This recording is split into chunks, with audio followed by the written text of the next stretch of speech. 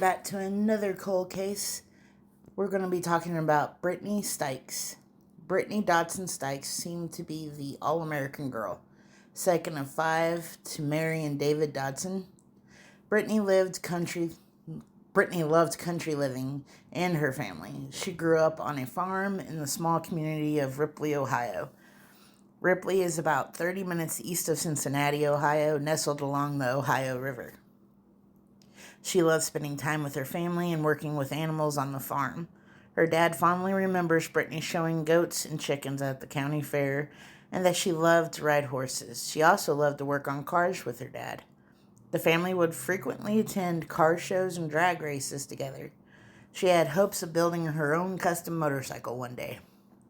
So when she was 20 years old, she met her future husband, Shane Stykes, who was 38 at the time. The two met at a Subway that she worked at together, and she was pregnant, and they married about a year later.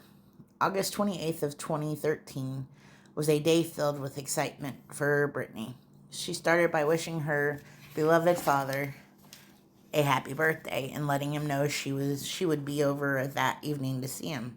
But first, she and Aubrey headed to her mother-in-law's house, which is a few towns over, so she could participate on an online interview. The pair had dinner before packing up and heading back to Ripley to see her dad. Brittany is caught on surveillance cameras a few times during her drive, once by the Georgetown Police Department and another passing a McDonald's. You can view this footage on the Brown County Sheriff's website. The videos don't seem to show anything unusual, though. Around 7:15 p.m., Brittany texts her family to let them know she is close. A passerby on Brittany's route noticed headlights from a wooded area. Concerned, he makes a U-turn on Highway 68 to see if the driver needed help.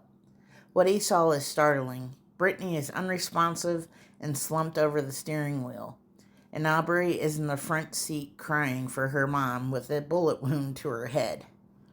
Man. Brittany was only a few miles from her parents' home when she was murdered. She was so close that her family could hear the sirens as they rushed to the crime scene. Worried that it could be his daughter, David rushed to the sirens where his worst fears are confirmed.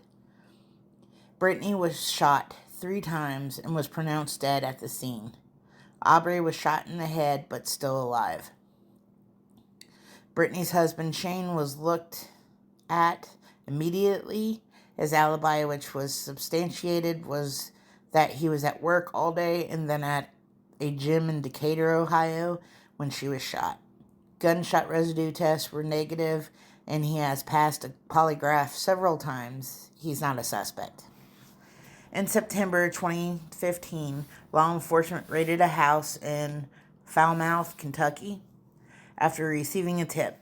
A man's ex-girlfriend came forward to say he had confessed to her about Brittany's murder and others, and said it was retaliation for a debt owed by Shane Stykes. She also claimed he told her he took a trophy photo of Brittany after he had murdered her.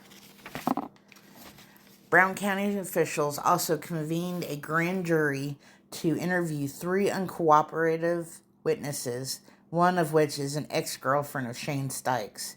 They haven't spoken publicly about the findings. There is a $20,000 reward for information leading to the arrest and conviction of Brittany's murderer.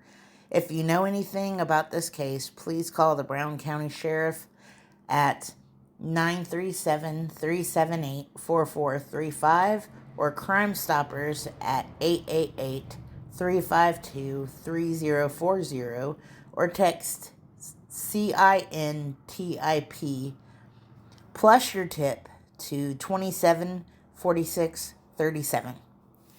And thank you again for listening to this podcast. And please, if you like this podcast, hit the like button. Don't forget to subscribe and share.